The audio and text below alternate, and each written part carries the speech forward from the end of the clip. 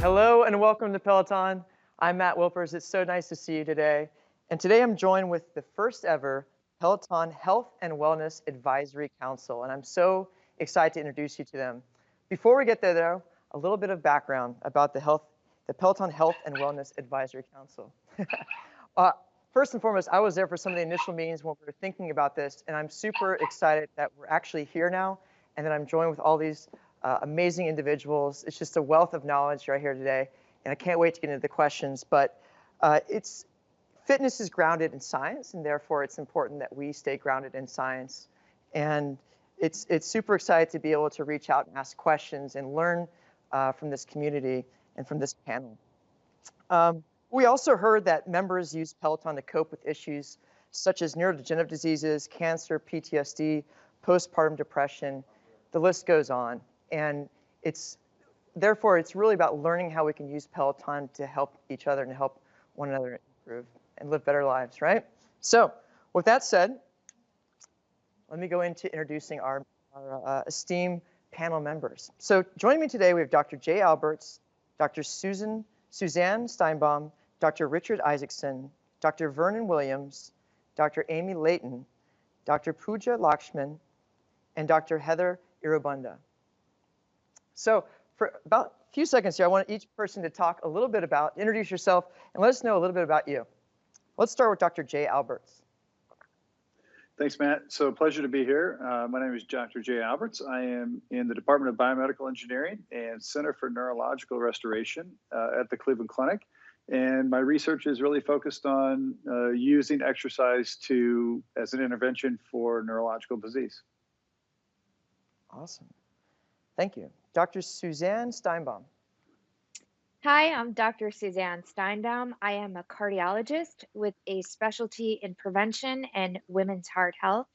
I've been involved with Go Red for Women through the American Heart Association, which is for education, empowerment, awareness for women and heart disease since the beginning. And as far as I'm concerned, exercise is the best medication.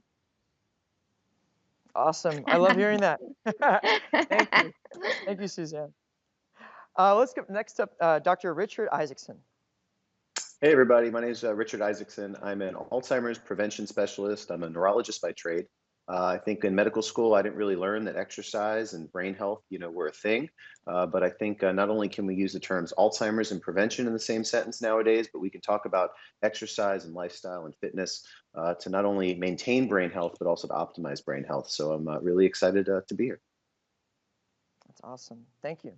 Dr. Amy Layton. Hi, everyone. Dr. Amy Layton. I'm an assistant professor in applied physiology at Columbia University and the director of the Pediatric Cardiopulmonary Exercise Laboratory. I also happen to be a competitive cyclist in the New York City area, and there you go, shout out, and mom of 2 small children. Very cool. All right. Well, thanks for joining us. And Dr. Pooja Lakshman.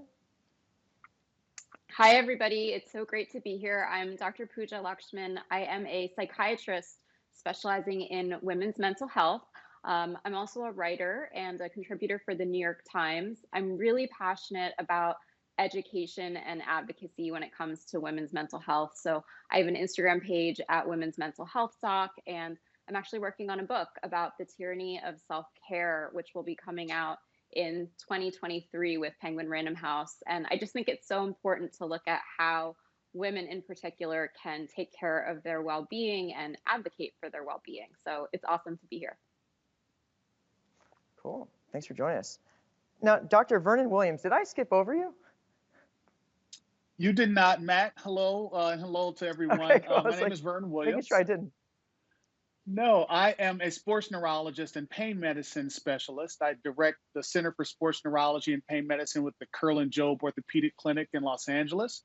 We take care of a lot of the professional teams, collegiate teams, high school teams in and around Southern California, and also work with a lot of other elite athletes.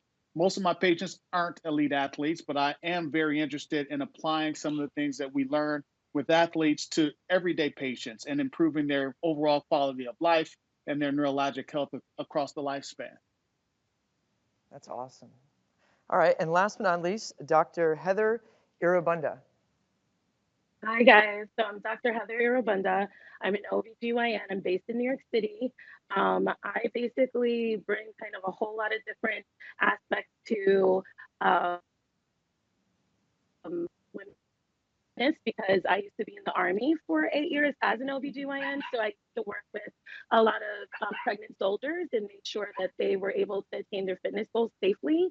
In addition, I also am now really involved in health equity and reproductive justice and reproductive health education on my social media channel. So I'm glad to be here.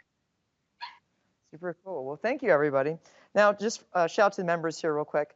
At the very end, we'll be taking some live questions, so please feel free to drop some in the chat as you go along if you have any questions, all right? So, shall we jump into the questions here? Super excited. This first one is kind of a round robin, if you will. What recent research have you all seen that might be relevant to our community in order to improve physical, mental, and emotional fitness? So let's go ahead. Anyone, just maybe Jay. Start with Jay.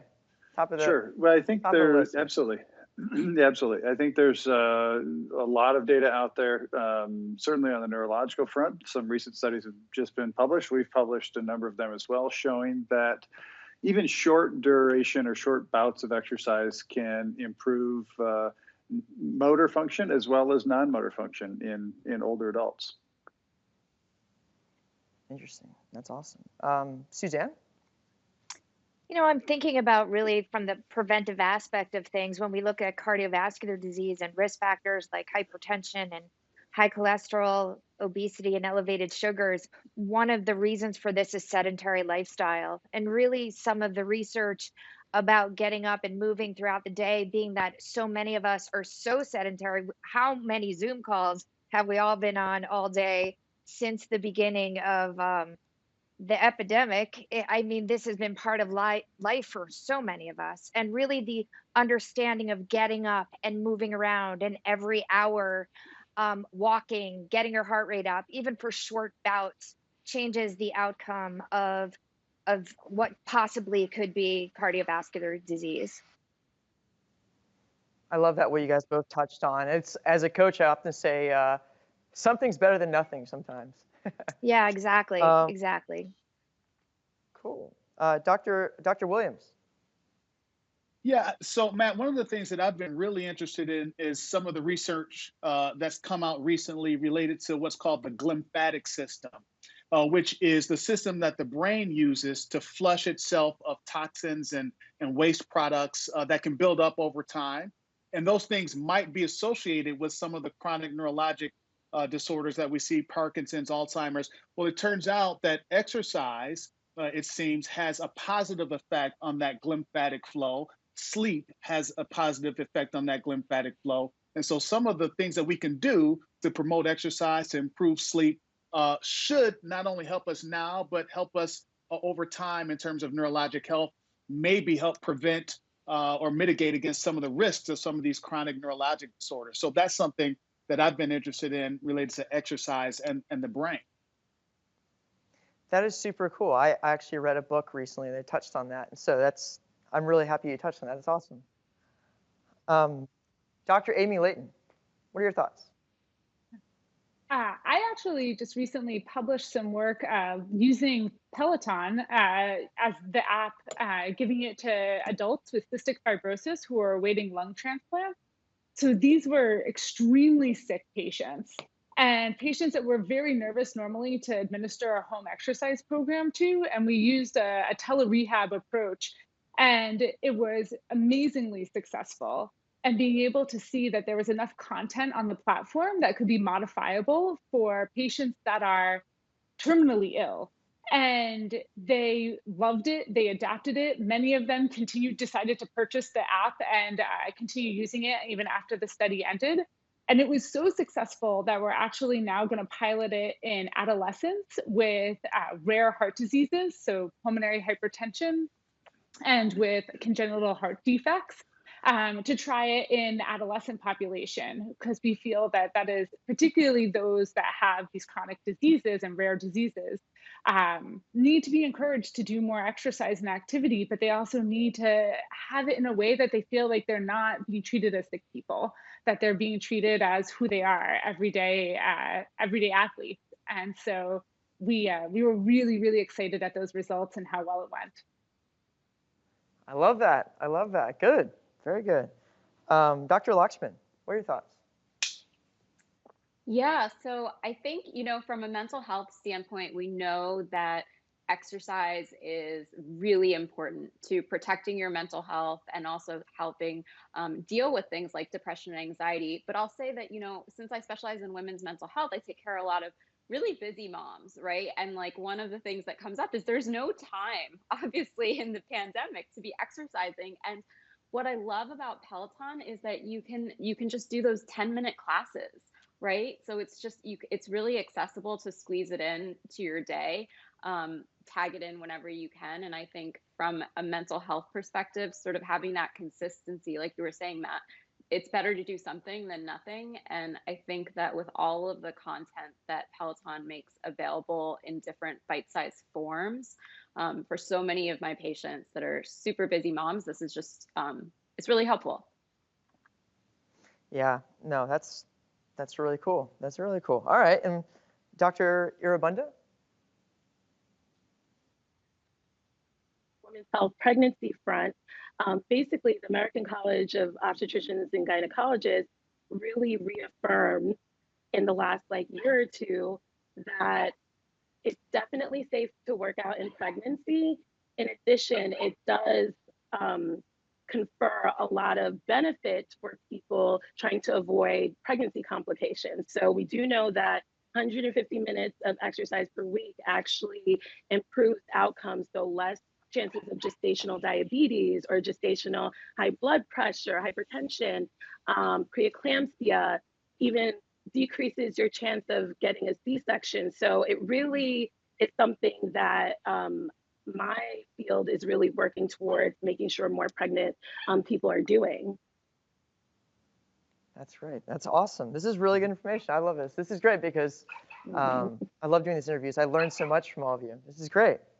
And I think okay, so just next to kind of, just to wrap things up from a global perspective, the way I think about medicine is there's lifespan, how long you live, health span, your general health and well-being, and then finally brain span, meaning your cognitive health over the long term. And I think what everyone is saying is that exercise, when used in a specific manner, can affect all of these different areas. And I think we've again, I never learned about these things in medical school.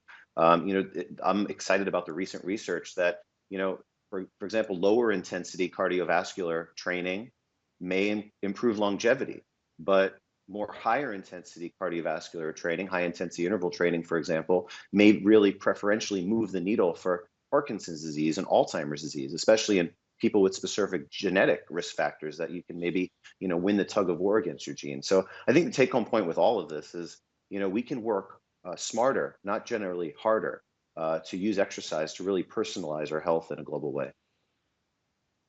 Absolutely. Okay, cool. Next question is for Dr. Verna Williams. So the question is, many people know Peloton for its bikes and treads, but we've grown to offer so much more. So how important is it to vary your fitness modalities, routines, modalities/routines to maximize fitness and health? So again, how important is it to vary your fitness modalities/routines to maximize fitness and health? Yeah, so I looked at this, Matt, on a couple of different levels. One has to do with just the concept of reducing your risk of injury. So if you do the same thing day in and day out, we know that people are at risk for things like overuse injuries, and there can be material failure if you are working the same muscles and tendons and ligaments and joints day in and day out. That's not necessarily a good thing. So there's going to be some benefit by varying your routine with respect to reducing risk of injury. On the other hand, we also know that there are certain benefits to certain kinds of exercise. So clearly with cardio, you're going to get aerobic benefit and that kind of thing. But We know that if you do some resistance training, that's going to be helpful in terms of building lean muscle mass. And there are some health related benefits related to that. We know that if you are participating in some of the meditation exercises, some of the yoga related exercises, there's tremendous benefit to the brain with respect to quieting the autonomic system and balancing the sympathetic and parasympathetic system. All of these things have significant benefit over time as well. So we know that the brain, for instance, loves this concept of interleaving or varying what you're doing. You actually get more bang for your buck if you do a little bit of this and then mix in a little bit of that over time as well. So we're learning more and more about the benefits of varying, and some of it has to do with reducing injury. Some of it has to do with kind of hedging your bets and treating other parts of your body. This concept that your nervous system and your brain can be trained. And so when you're doing yoga, when you're doing meditation, when you're quieting the autonomic nervous system, that's going to have a significant positive effect on your body. And believe it or not, as you train your brain, you will become a better athlete. So we know that performance increases overall when you can focus better, when your speed of mental processing is improved, when you can manage your stress levels and that kind of thing. So varying exercise is critically important. And the more we look at it, the more obvious it becomes that that there's benefits to doing that. So that's a great question, and I hope people really take that to heart and benefit from all of the different options that they have access to in the Peloton platform. That was excellent. Wow, that was really fascinating. Awesome stuff. Just a reminder to members, keep sending us questions in the chat if you have them along the way. Move on next to Dr. Layton and Dr. Lakshman. Question is, what advice do you have for people who are intimidated by the idea of working out and the thought of trying out new modalities? So what are your thoughts on that? I'm happy to go first. There is a quote by Eleanor Roosevelt, and I'm going to paraphrase it for you all so I don't butcher it. But basically, you should try something intimidating, new, something that is fearful for you every day, because that builds courage, self-confidence. But beyond that, and beyond building physical form, which is what we're going for with exercise, as you know, Vernon was saying, you actually build connections within your brain, and I'm sure Pooja will elaborate on this as well. And it is all working towards fighting degradation, right? We're all trying to constantly fight entropy, keeping ourselves self-preservation. And by doing something new, doing something that makes you anxious, saying, you know what, I'm going to start something today that I've never done before, you were constantly building and fighting against entropy, against loss of function. And the second we sit back and say, hey, I'm comfortable, I don't need to try anything new again, or I don't need to push my body or my mind at all, you are walking the road of degradation. And it might be a short road, it might be a long road, but you're walking the road. And so you really need to convince yourself that it is worth every day doing something that's not comfortable, because that's what it takes to grow. That's awesome. Pooja, what do you think? Yeah, absolutely. I think, I can speak a little bit from personal experience, and then I'll also just share kind of how I talk to my patients about this, because I'm a new member to the council, and I just got my Peloton probably like a month ago at this point. So I was faced with and I'm not an athlete, so this is all new classes for me. And it is really scary. I mean, obviously I went to medical school. I'm a doctor. I only like doing things that I'm good at, right? So it's intimidating to kind of have to like pick up this new skill and be like, oh my gosh, I'm going to take these cycling classes and be at the bottom of the leaderboard every single time, but I tell my patients, it's like, you're just collecting data. Like, it's okay to have preferences. It's okay if you have one instructor that you love. It's okay if you love your bar classes or whatever it is. But every week, just add in like a 15-minute class of something different and just have that be your data point. It's just an experiment, It doesn't have to be, you don't have to be the best at everything that you do. And there's a lot to learn. And I say this to myself as well. There's a lot to learn at the bottom of the leaderboard, right? That's where you get to play. That's where you get to have fun. It doesn't need to be super serious all the time. That's awesome. Just And it's so funny to hear you guys say that, because it's like, I'm super intimidated by you guys because you guys are so smart and so like accomplished. And for you guys to say that, like, I feel like for our members, like, here you have it. It's like everyone can feel that way. And it's like, get out there and try. Just get out there and try. And there's growth through trying. So cool. Next question goes out to Dr. Suzanne Steinbaum as well as Dr. Richard Isaacson. So here we go. Yesterday, John Foley announced the addition of the Strive score. That's a new feature that is a personal, non-competitive metric grounded in heart rate zone training. So you two consulted on this feature. Based on your expertise, how can heart rate training be additive to someone's workout regimen? And what sets Strive score apart from other heart rate training methods? I think, Suzanne, do you want to get us to start? yeah, I'm going to start this. I think that what's so amazing about Peloton and the whole entire community is that it encourages everybody to start moving and to start exercising.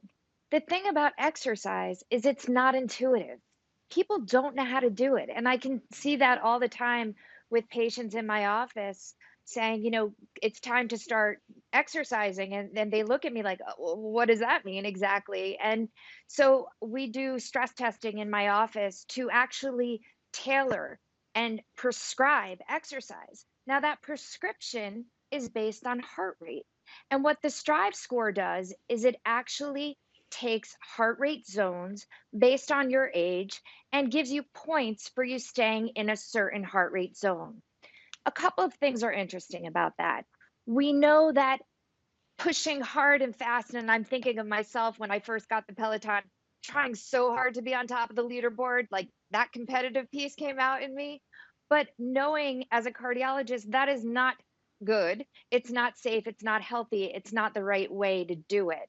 That really focusing on yourself individually and understanding your heart rate zone and what it feels like to be in those heart rate zones. Am I in zone 4, but I'm about to die? That's not good. You can pull back and understand the right heart rate zone for you, and getting these points gives you your own personal Strive score. The one thing I'd like to say about exercise and how I started the conversation earlier, we have been such a reactive medical community. It's all about disease and treatment. And the one thing that I think people can understand through all the different ways and modalities that Peloton provides, we can understand how to prevent disease. And Strive score, in my mind, gives you the variety and the ability to know how you can figure out personally, because this is a non-competitive score, how you can personally become fitter, healthier, and better on your own. Gotcha. Very cool. Dr. Isaacson, what are your thoughts? Yeah, so, heart rate training is something that I think everyone should at least try to learn a little bit more about because, as your heart gets stronger, as you become more cardiovascularly fit, more generally overall fit, your heart rate will actually come down. Your resting heart rate will be lower. Also, as you become more fit, your muscles become stronger, your lungs work better. As you're maintaining the same output, so say, my goal when I do a 45-minute class, I want if I'm having a good day, I'm going to go 600. 600 is my score. That's what I'm trying for. And I pace myself. I know what zones I'm in. I have a thing on my wrist here. I have another thing here.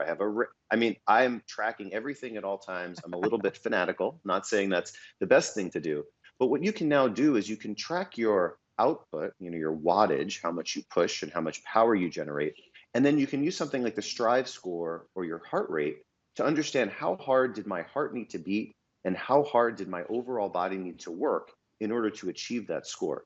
So again, like Suzanne said, this is a personal, non-competitive metric. If I'm getting more cardiovascularly fit, if I'm getting stronger, I'm still going to be getting that 600, or maybe I'll get a 615. That's what I'd like to get. That's my goal. I want to break my record, right?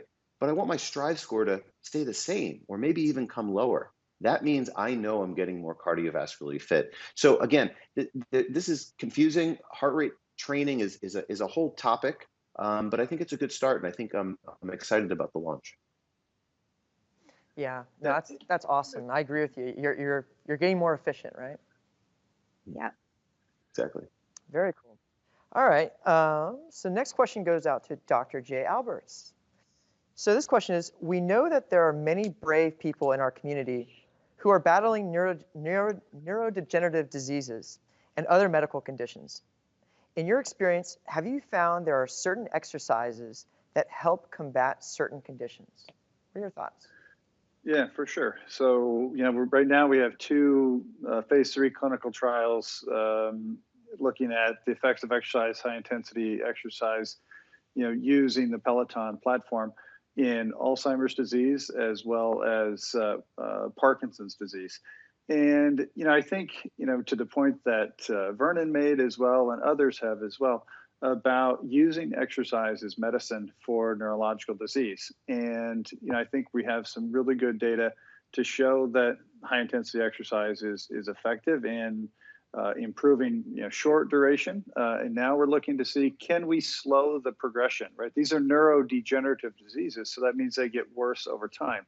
So the question is, can we use exercise to slow that progression? And, to Richard's point earlier about with our Alzheimer's patients, we're seeing, can we use exercise to tug against genetics, right? So those patients or individuals who may be predisposed to Alzheimer's, can we use exercise to tug against it and decrease the conversion rate?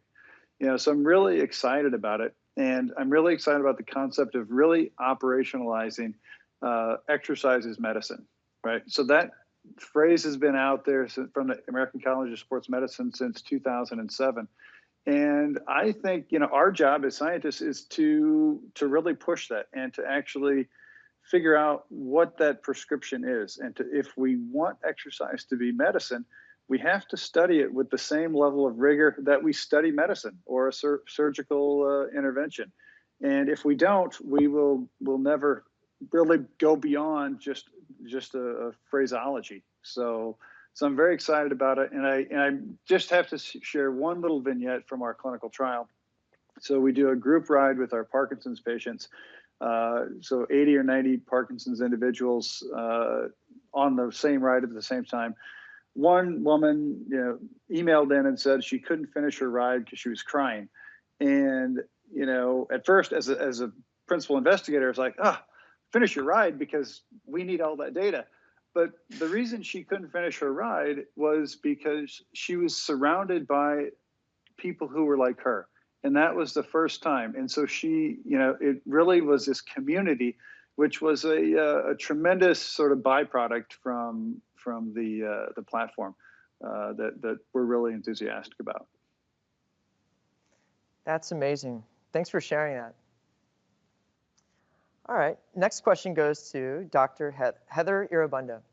Okay, so on the flip side, while we see people with various conditions being told to exercise more to manage these conditions, there's been a bit of confusion around working out during one of the most natural times in a woman's life, pregnancy. What are some misconceptions behind what a woman can and can't do in regards to fitness during their pregnancy? Well, I think a lot of it comes from thinking about pregnancy as an illness, right? So pregnancy is not an illness. As you mentioned, it's a natural part of the human experience, right? And it's actually can be considered an endurance sport, right? Labor, pushing a baby out, you literally have to use a lot of muscles to do that. Cardiovascularly, you're raising your heart rate, you're doing all of these things. So it's actually a huge workout. That's usually how I describe it to a lot of my patients. So you should condition yourself to do that. And in order to do that, we recommend doing physical activity, and you don't have to be limited in it. Most people who are pregnant can do most physical activities safely. Obviously, you should check in with your medical provider to make sure that you're not one of the people in a special case that can't do it, but most people can. And I know a lot of people get concerned when they see a pregnant woman squatting or lifting heavy weights, but all of those can be safe in pregnancy, and for most women, they are. And so I think that kind of reframing our thoughts on how we look at pregnancy, less of like a disability and more of an asset and a really awesome thing that half of the human population does. I think it would be really exciting to, kind of see that progression. But we definitely know that most physical activity is safe in pregnancy. That's super interesting. And, one of my first clients ever that I ever worked with as a coach, I ended up working with her. She asked me to work through her first pregnancy together. And so this is really helpful information for me. And read a lot of books, and a lot of books that I was reading about said, like, if the routine is one way before being pregnant, then try to continue that routine. What are your thoughts on that? Okay. If you're at the same, you can maintain the same level of fitness that you've had pre-pregnancy throughout your pregnancy. You can even start working out in pregnancy if you've been sedentary before that. Obviously, make sure that you're feeling safe. If you're feeling faint, you probably should step back. If you are in pain, you should probably stop that. If you're feeling wobbly because your center of balance is shifted because you're pregnant, make sure you have something sturdy next to you to hold on to. But you can start being more physically active. You can start a fitness routine when you're pregnant. And I think that's something, a main shift from where we were before. Wow. This is very interesting. Thank you. Next question goes to Dr. Pooja Lakshman. This question is, how can expecting mothers find the right balance between not working out at all and overdoing it? Do you have any recommendations that may help someone's mental and physical well-being as they prepare for motherhood? Yeah, absolutely. Well, this I think ties in really nicely with what Heather was saying, because so much of kind of taking care of your mental health during pregnancy and in the postpartum period is all about developing a practice for yourself. And the great thing about Peloton is that there's so many different classes that are available. So if you're not somebody that likes to run or to bike, you can stretch, you can do yoga, you can do Pilates, you can do bar. I think that there's a tendency to want to be really black and white about it. Either you're a fitness person or you're not a fitness person. Whereas really kind of being in that gray zone and saying, I'm going to, get my heart rate up a couple times a week. I'm going to stretch every day. What I see in my practice is that time is one of the most difficult things for moms, right? Especially over this past year with the pandemic, because, kids are at home with virtual school and, there's a zillion things going on. But I think that making that time for yourself in pregnancy and postpartum is really important. When it comes to prevention, if you are somebody that's had a history of depression or anxiety at any other point in your life, not just during the perinatal period, you're going to be at higher risk for developing postpartum depression or postpartum anxiety. So those patients in particular need to be really, really mindful of making sure that they're taking care of themselves. And that could include exercise. Sleep is also really important. So sleep is incredibly protective during pregnancy, and also trying to get that 4-hour chunk in the postpartum period, which I know is very difficult to do if you're nursing or pumping. But looking through the classes and seeing, maybe doing a mindfulness class or a meditation or stretching, things that you can do to really help yourself wind down and get that sleep is going to be really important. And then, of course, working with your own healthcare providers, whether that's your OBGYN or if you do have a psychiatrist, to manage your medications, because there are a lot of antidepressant medications that are safe to stay on during pregnancy and while breastfeeding. So there's a lot that you can do from a prevention standpoint. Okay, great. No, that's awesome. And I guess quick question I have is, when I was working with, through some my clients' pregnancies, a lot of times they get frustrated, very frustrated, and it was like, okay, their performance pre-pregnancy and during pregnancy were two different things. And part of that was like, I would explain to them, hey, like, your body's going through changes. It's okay. It's just important that you're here exercising. What are your thoughts in terms of like managing expectations and staying positive? Yeah. Yeah, I love that, Matt. That's a great question. I think instead of kind of because I think on one hand, especially if you're somebody who's like type A and linear and kind of an overachiever, it can be really easy to sort of get focused on the leaderboard and get focused on the metrics. But instead, I think thinking of this as like this is a practice and you showing up and getting to know your body. So becoming curious about what does my body feel like when I'm pregnant? Um, Paying attention to the different sensations, paying attention to the changes that are happening. And that being said, it can be really tough and really confronting because you might not be able to do some of the exercises in the same way. But also keeping in mind, obviously, that this is a temporary period of time and trying to foster curiosity in your mind of kind of, I have this 9-month period of time and I get to know myself in a different way. I love the Peloton mom community. So I think it's also just great to be connected to other moms who are pregnant or postpartum that are working out in the same way and kind of, having partners in that journey. That's Matt, great. if I I like could, that. I just want Go to ahead. add in being having a 2-year-old at home and a 6-year-old and having exercise through both those pregnancies and actually continued bike racing before and after both those pregnancies. I actually, for my first daughter, for my daughter who's 6, I actually raced 8 weeks after I'd given birth to her and won Grant's Tomb. Um, and the point of saying that, besides just my own patting myself on the back, was the fact that I did notice that in my training that my watts came way down when I was trying to push myself. And basically what it is that you're sharing all of your blood volume with your baby. So not all of it's going to your muscles anymore. A large portion of it's going to your baby still, which is great because you're giving your baby like extra boosts of blood every day when you're exercising. But you still are building that cardiovascular fitness. So people should not be discouraged if their power is lower while they're exercising, because basically, once they give birth and their body heals and they get back into exercise, their cardiovascular fitness may actually be even better than what it was before they were pregnant. Yeah, as long as you keep exercising. If you stop exercising, then that's not the case. But if you keep exercising, you may actually be able to come back, you know, after the healing period fitter than you were even before you had the baby. I love that. I love that. All right, well, time for a question or two from the members here. So this question is, how important is it to have a rest day once a week? I'm concerned about breaking my daily streak, and that one day off could turn into more. What are your guys' thoughts? Who wants to? Dr. Isaacson, you seem like you're chomping at the bit for that one. Oh yeah. So listen, I have to stop myself because recovery is critical. I'm all about streaks. I'm all about motivation. I'm all about tracking. I'm like ridiculous. It's too much, right?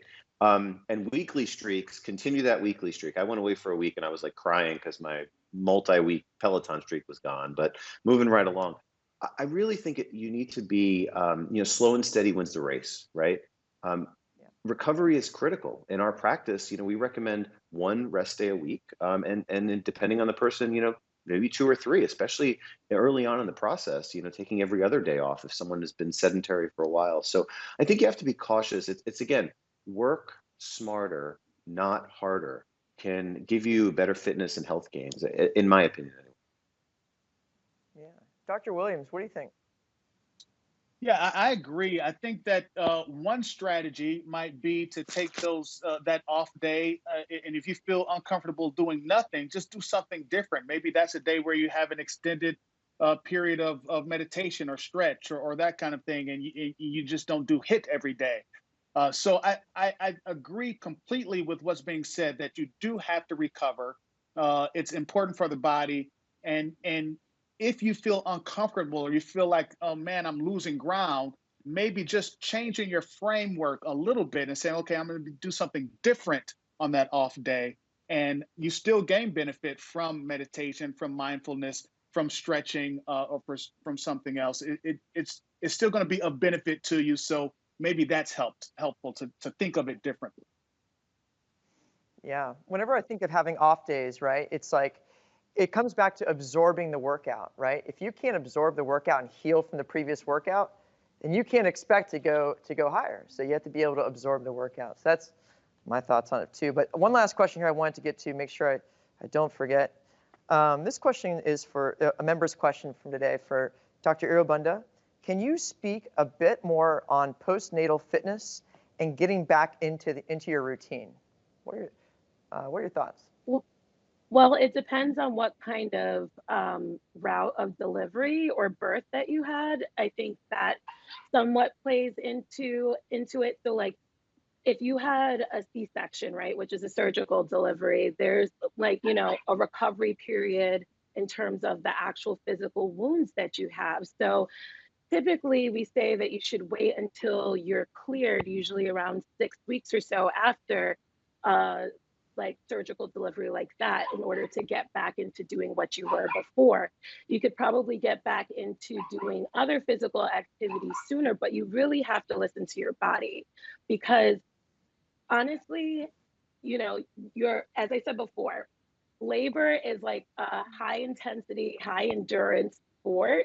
And then not only is that the case, but you do have, like, physical wounds sometimes from the delivery. So you need to heal from all of that first before, really pushing yourself. But that doesn't mean that you can't walk. That doesn't mean that you can't, like, if you're cleared for it, swim. That doesn't mean that you can't do, like low intensity yoga practice or meditation or stretching or a low intensity bike ride. Doesn't mean those things, but it doesn't mean, but you need to take your time getting to a place where you feel like you need to, really be pushing yourself to the max. Excellent. Thank you. So one final question for everyone here, and that is, I love this question. I think about this question often. You have to as a coach. But the question is, what does the future of fitness, the future of fitness, parentheses, physical and mental well-being, look like from a medical point of view? What does the future of fitness look like from a medical point of view? So we'll go back in our order. Where was our order? I forget. Here it is. Dr. Jay Alberts. Sure. So I think yeah, absolutely. I think it's a great question. And from a medical perspective, I think what is going to happen as we continue to do these studies and others is to really operationalize that exercise is truly medicine. So when someone is diagnosed with a disease, we don't just say, oh yeah, you should do something, but we can actually give them a prescription. And then once we can do that and develop what those prescriptions are, what I'm excited about, and this is where I think Peloton is exciting, is we can then push those prescriptions out to people who are in rural and underserved areas who may not be near a Cleveland Clinic or wherever, and really improve overall health and well-being. I love that. As a coach, I always want to see more studies. Dr. Suzanne Steinbaum, what are your thoughts on the future of fitness? I absolutely agree with Jay, and I want to touch on something that Richard keeps mentioning. I think that the future is really going to be a personalized exercise prescription that will be doing more testing in order to determine that. But I think it's going to expand a little bit into what we've seen happen during the pandemic, which is this concept of remote patient monitoring. That patients and people will have monitoring devices connected to their healthcare providers that will show what their heart rate is, what their heart rate zone is, back to that Strive score concept, how often they're exercising, the duration for the week. And no matter where that patient is in the world, they will have access to healthcare through telemedicine and through these remote patient monitoring devices that will enable them to be doing the right thing for themselves. As we age, those people who are not exercising and become more sedentary, that's how disease develops. And intervening through this feedback loop using remote patient monitoring, using these devices, I think is the future of exercise. Excellent. Dr. Isaacson, your thoughts? Well, I completely agree with Jay and Suzanne. And I guess taking that one little step further is I would call it precision exercise. And we've heard about precision medicine. You look at someone's genetics and risk factors and background and whatever else, and hear about precision nutrition, where you eat the right diet for you, and that's a field that's very new, and we need, have a lot to learn there. But precision exercise is going to be the same way. We do genetic testing for Alzheimer's risk, and if someone has the most likely, the most the highest likelihood of becoming a person with Alzheimer's later, there's a gene that increases risk.